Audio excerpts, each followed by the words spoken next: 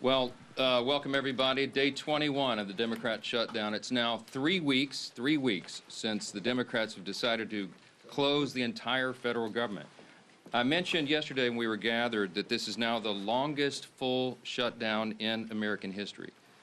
And yet again, Senate Democrats voted for the 11th time, 12 times overall, when you count House and Senate Democrats, to prolong the pain and keep the government closed. So we want to talk very briefly with you this morning about what that means, and then we're going to give you a little update on the Epstein matter.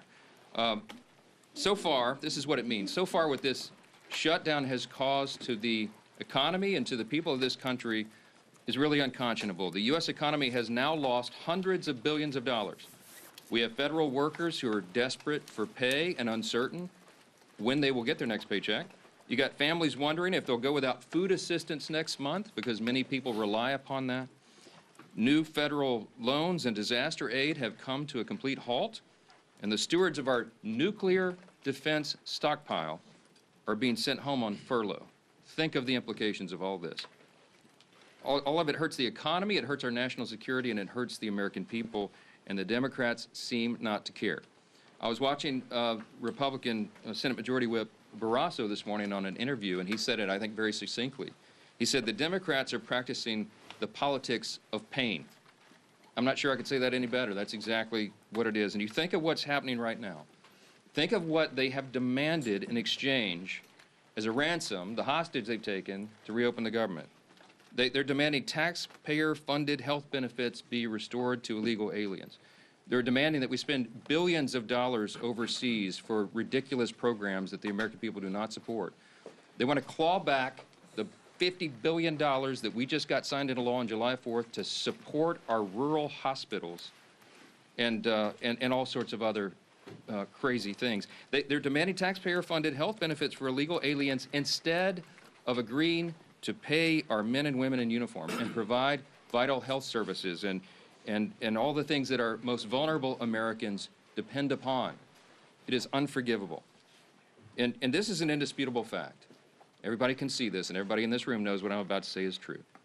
Chuck Schumer and Hakeem Jeffries are terrified of their far left base in New York and around the country. So they have given in to their demands to shut down the government so that they themselves can get the left's approval and somehow salvage their political careers. That is the whole story in one sentence, okay? That's why Schumer said shamelessly that every day of the shutdown gets better for us. Who's the us? He's talking about he and Hakeem and the Democrats who are afraid of the far left base. So today I want to put a finer point on some of the very real consequences we're seeing and what they mean for Americans around the country. And I'll zoom in on some of these key Democrat states where the senators continue to dig their heels in and vote against opening the government. Yesterday from NBC News, here's the headline: air traffic control staffing issues cause flight delays across the country. The Secretary of Transportation said 53% of flight delays are now due to staffing issues, and usually that number is 5%.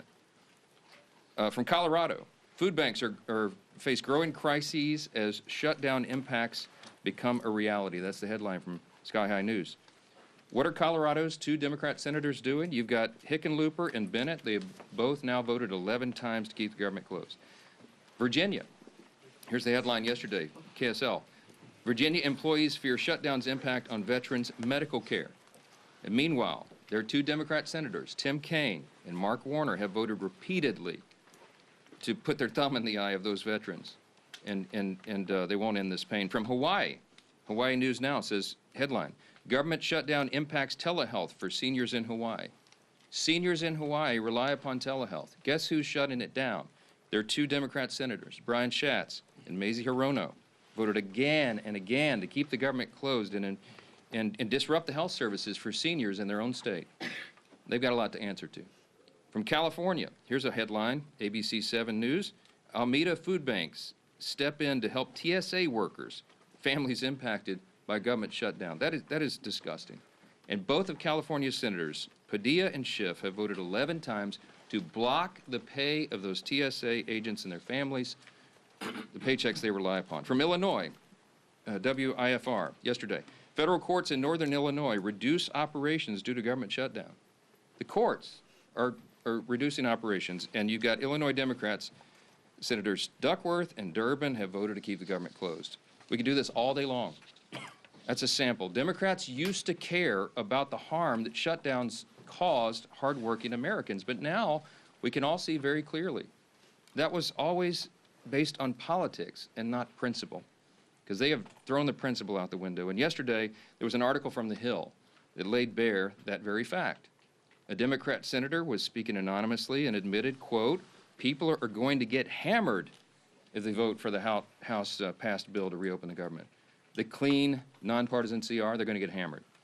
Another insider said in that same story, quote, we would have enough votes to reopen the government if people were not terrified of getting the guillotine, okay? They mean it metaphorically, but in a political sense, that's exactly what they're concerned about. Now think about the fact that we're just laying out here. These are simple facts. We come out here every morning and remind the American people of what's going on. Do not let them distract you from the facts. The American people would have an open government if Democrats were not terrified of their radical base. That is the headline. Every single one of you should write that. That's the ugly truth. The Democrats are not governing in good faith. They're covering their own tail. They're out here decrying the so-called forthcoming health care crisis, they say. It's the one that they themselves created. The Democrats created Obamacare. They're the ones that created a subsidy with an expiration date. They're the ones that did all of this. Republicans are trying to fix it. And they're trying to blame Republicans for the crisis they themselves created. They cry foul when we won't bail them out of their own shutdown. I don't have anything to offer, as I've explained. I don't have any partisan priority I can pull off of the CR to make it more palatable for them. There's nothing to negotiate. They just have to do what they've always done in the past, that they did 13 times during the Biden administration, and they did as recently as March of this year, to open the government so that people can get their services and their paychecks. And they go before cameras incredibly, and they just lie to the American people over and over. It's a stunning thing to watch. It's time to stop the political games. The Democrats have got to stop this so that we can get back to the work here. For the sake of the American people, I hope they do. I hope Democrats finally come to their senses soon and the pain will end so we can reopen the government and get back to the hard work here. Let me say this. Now, while congressional Democrats continue their dangerous political games, the bipartisan House Committee on Oversight is conducting its investigation into the heinous crimes of Jeffrey Epstein. And it has continued. It has not stopped during the government shutdown. You have some of the, as I'd like to say, some of the toughest bulldogs in Congress on the Republican and Democrat side who are united in this cause for maximum transparency of the Epstein files. I'm for that. Chairman Comer is for that, the Oversight Committee chair. You'll hear from him in a moment. All these leadership team are, all the Republicans in the House are for maximum transparency and always have been. My good friend, Chairman James Comer, is going to give you an update on that shortly, but I just want to make a couple of key points very clearly before I bring him up here. Congressional Democrats are rudderless right now. I don't know how else to describe it. They don't have a message, they don't have a leader, they don't have any identifiable set of policy solutions for the problems facing the American people. Their party continues to hit all-time historic lows in poll after poll after poll, and many of you have reported on that. These are objective facts. They're utterly lost as a party, and everybody can see it. So what are they doing? They see a shiny object, and they latch onto it. Democrats did not say one word about the Epstein files for the entire Biden presidency. They had all the files in the Biden DOJ. They didn't say a word about it. 4 years, not a word. And suddenly now, they somehow convince themselves that the Epstein files will be damaging to President Trump and Republicans in some way that they've imagined. And so they feign outrage. Let me be very clear about this. I've met with some of the Epstein victims. Some of these brave women have come forward. They were here on Capitol Hill, as you all know. We heard their stories. It's gut-wrenching. It's disgusting what they've been made to go through, and they bravely came forward. We're working around the clock to ensure that justice is served, and also as part of the oversight to figure out why justice has been delayed for so long. All credible information we will ensure is released to the public, and we also, at the same time, are fulfilling our responsibility to protect the innocent victims. By the witnesses' own testimony, these ladies who've come forward, they estimate there may be as many as 1,000 young women who were subjected to these heinous crimes. And many of them have chosen not to come forward and show their faces and reveal their names because it would compound the harm that they've already suffered. And so we want to protect those people. That's the sum total of all of this. That's our responsibility. And short of that, we want maximum transparency, and that is exactly what the American people are getting right now. That oversight investigation, they're working around the clock, and here's what the latest update, if you're not keeping track. They have now subpoenaed and released 43,000 pages of documents.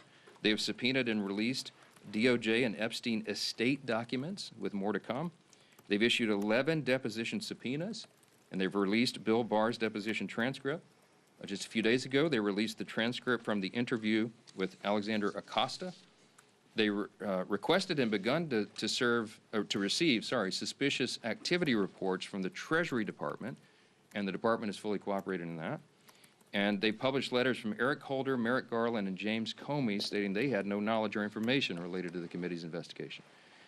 Those documents include the ones that were released on Friday of last week, okay? The Epstein estate documents include his personal phone logs, his travel logs, his financial records, the ledgers that many people have been wanting to see, and even his daily calendar. The investigation and continued document release is ongoing even as we speak. And let me say this clearly as well. The Bipartisan House Oversight Committee is already accomplishing what the discharge petition, that gambit, sought, and much more.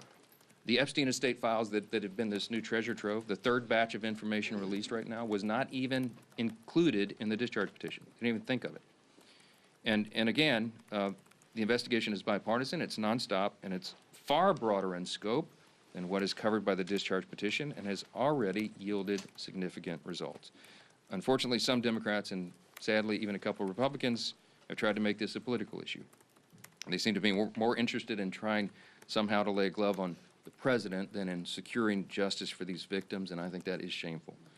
But as Chairman Comer will tell you, the work of the bipartisan investigation continues, and we brought him here to share with you some of those thoughts.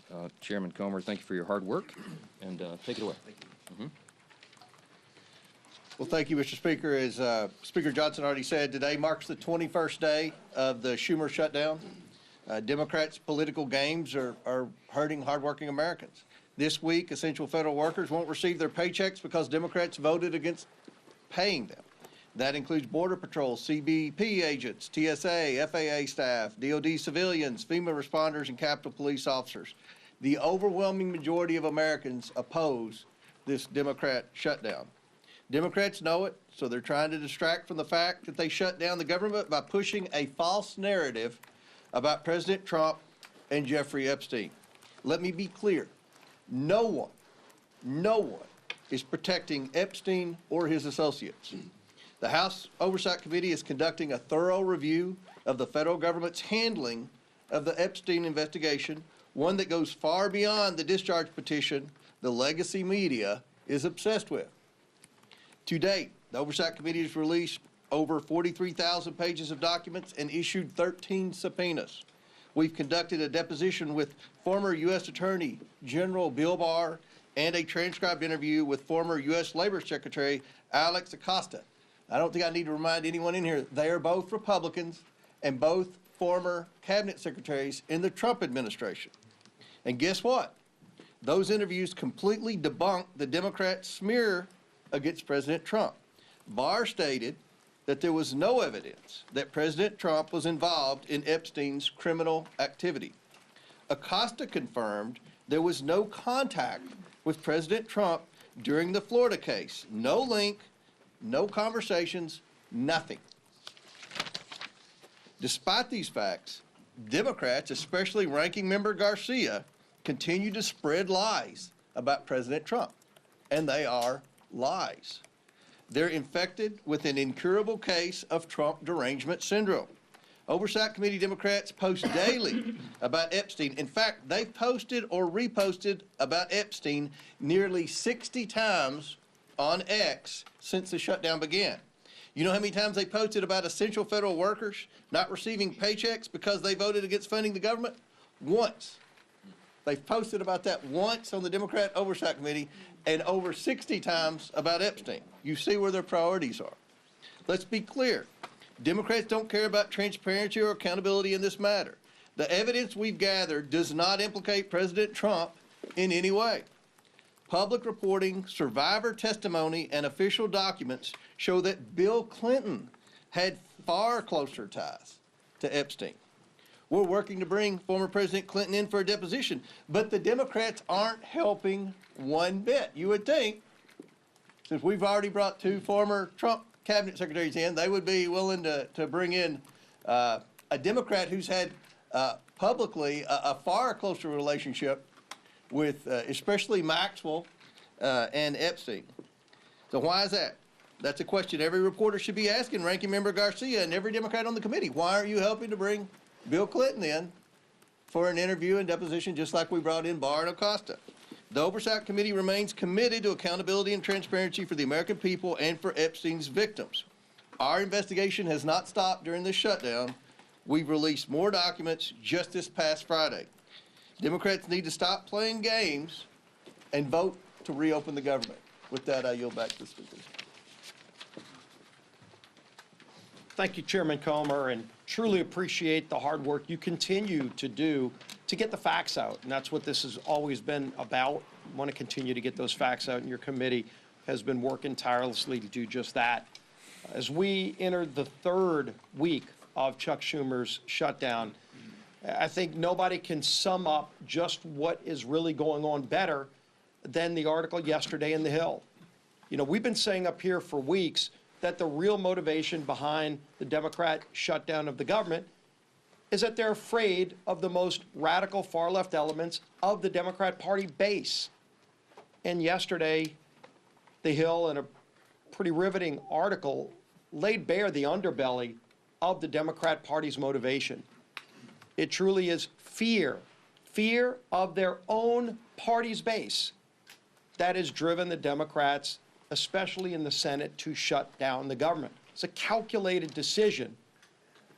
And the continued votes, including yesterday, to keep the government shut down has been a direct result of the fear Democrats continue to have of their own party's base. Some of the most radical elements that you saw at the Hate America rally. We showed it up here on this dais yesterday with some of the most vile things that you saw. Many people that were holding signs calling for the death of the President of the United States. That's who Democrats in the Senate are most afraid of. And they're willing to inflict pain on millions of American families. And I think it's very important to understand what they're saying. There was one Senate Democrat aide who said people are going to get hammered by their liberal base if they vote to open up the government. So they're not concerned about the millions of families who are suffering because they're keeping the government shut down. They're just worried about getting hammered from their own base. And the Speaker laid out some of this too. There was another senator who said, quote, they'd vote to open up the government yesterday if left to their own devices, but don't want to risk an angry backlash from their base. They'd be more than willing to do it. They know it's the right thing to do to open up the government, but they're scared to death of the backlash from the radicals in the Democrat Party. Another person said enough Democrats would vote to reopen the government, quote, if people were not terrified of getting the guillotine. You know what that means. When they're more scared of their own party's base, you talk about profiles in courage, that's what we're experiencing. And maybe the worst was this, because the Speaker's gone over and over with some of the different states and the pain it's causing, not just here in Washington, but all around the country.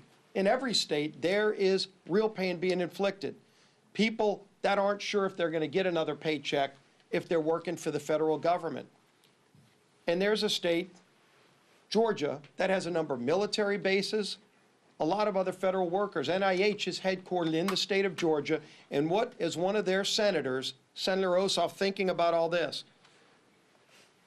Another Democrat said, Senator Ossoff's calculation is, quote, do I vote to open the government up and get crushed and can't raise a single dollar of low dollar money?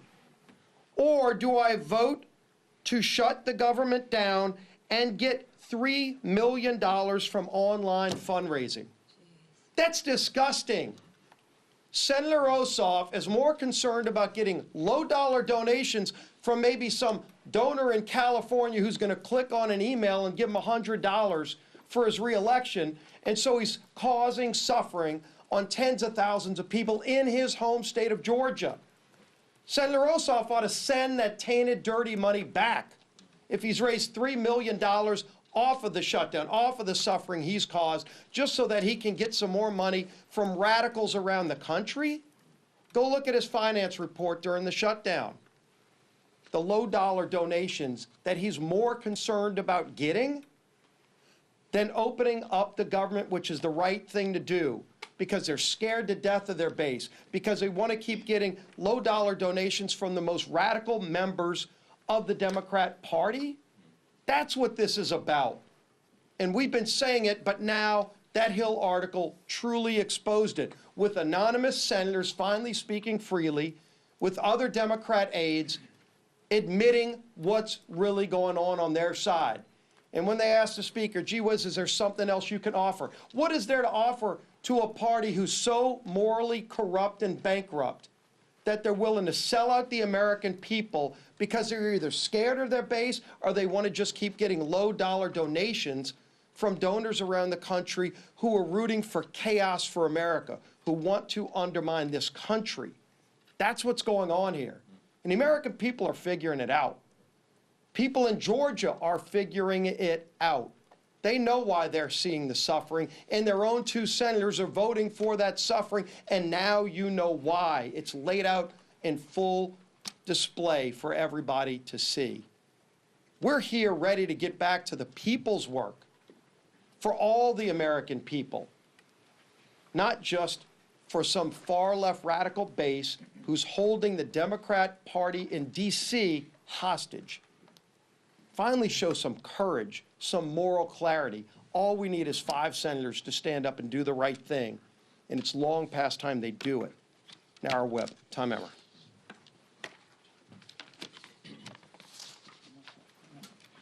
Welcome to day 21 of the Democrats' shutdown, where Democrats have now voted 12 times against funding our government. Why is that? I'm going to read the same quotes from those anonymous Democrats. People are going to get hammered if they vote for the House-passed bill. A second person familiar with the political dynamics said centrist senators are fearful of breaking with leaders while party activists are planning the anti-Trump rallies. Another one, we would have enough votes to reopen the government if people were not terrified, as Steve and both Mike have pointed out, of getting the guillotine. Another Democrat strategist said the main driver is fundraising, which Steve just went over. Do I vote to open the government up and get crushed and can't raise a single dollar of low-dollar money? I mean, it's amazing, Steve. This is what it's all about. And this is what everybody in this room should be reporting every single day. They should be held accountable for this type of behavior, because it is having serious consequences all across the country. Real Americans are getting hurt while these political elites in the defunct Democrat Party are playing political games.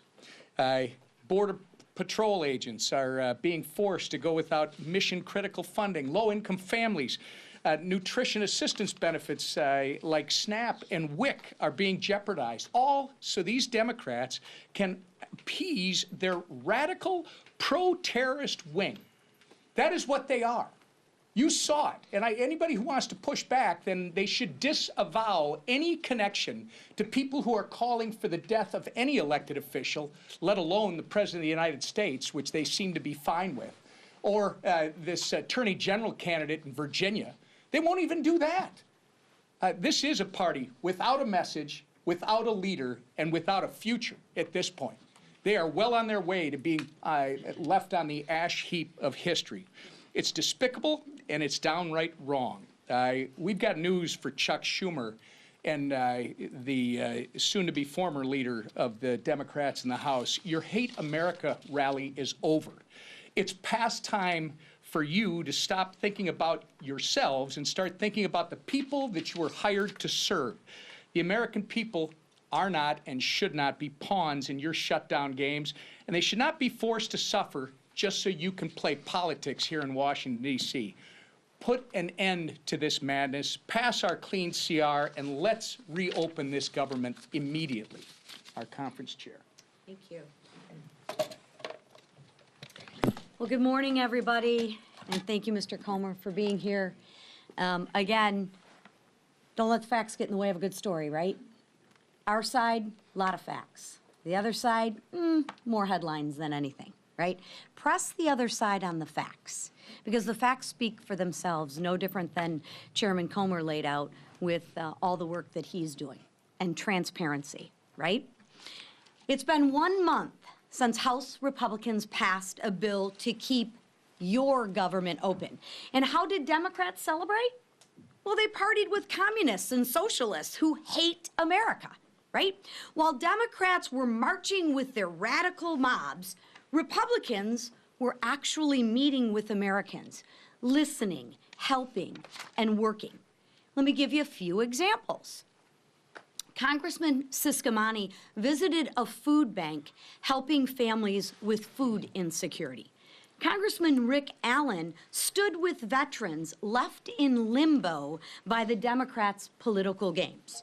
And Congresswoman Nicole Malliotakis thanked U.S. Park police officers while they worked without pay. That's the contrast. Because as the leadership team behind me said, I'm sure those low dollar amounts that they're raising, they're probably giving those monies back to the food banks and those people, right? No, they're putting it in their pockets. Republicans are working to help constituents navigate the chaos Democrats created when they chose to shut down the government. And the government and a shutdown should never be used for more wasteful spending. Democrats are performing for their radical audience. We see it time and time again. One side shows up for the American people. The other side shows off for their social media. The bottom line is this: Democrats are not fighting for you. They're fighting for the most radical 1% of their base, and of course, that low-dollar fundraising number. They're also leveraging the shutdown to demand $1.5 trillion in wasteful spending, climate pet projects in foreign countries, and health care for illegals. But Republicans won't cave. We won't fund the waste, fraud, and the abuse that the Democrats so violently and vehemently advocate for. We won't hand your tax dollars to illegals. Those are your tax dollars. And we won't let radicals dictate America's future. So it's time for the Democrats to wrap up the photo shoots and end the who's more radical contest and vote to reopen the government. Let's get the government reopened for our troops. Let's get the government reopened for our families. And let's get the government reopened for the American people. Thank you. Questions? Far right, yes, sir. Yeah, a CR is only one way to fund the government, and some of your members are kind of uncomfortable with being out on recess for a month. So why not bring everybody back, work through the appropriations that you haven't passed yet, and sort of do an end run around Hakeem Jeffries? Yeah, so couple things. First of all, 99.5% of the House Republicans understand exactly what we're doing. They agree with it. We talk regularly. We'll have another conference call later today. They have been out doing very essential, very important work in their districts, and their constituents appreciate that. I mean, they've been everywhere because, as Chairwoman McLean said, they've got to help cover the bases for the crisis that's been created by the Democrats. Now, the calculus and the strategy on when I bring everybody back, people have said, are you going to change your strategy? And I've said to you all very plainly, in good faith, we don't have a political strategy here. I don't have a strategy. We're just trying to do the right thing. We did what has been customary here and passed a simple CR. Again, this is really important, and it should be a headline in your journals as well. This is the first time in history that any party has shut down the government over a clean CR. It's a clean CR. That's the whole thing. There's nothing much more we can do. With regard to appropriations, the House Appropriations Committee has done its work. They got all 12 of the bills through committee, bipartisan fashion, by the way. Got them through committee. Now we got 3 off the floor. Senate got 3 off the floor. They don't match exactly, so they're going to conference committee. The appropriators are working during this period when we're not here on the floor. They're working and coordinating amongst themselves across the aisle and across chambers to get the next batch of appropes ready and teed up for House passage. As soon as we get back to regular legislative session, we look forward to doing that, and the clock is ticking. Remember this as well. The CR was set to November 21st.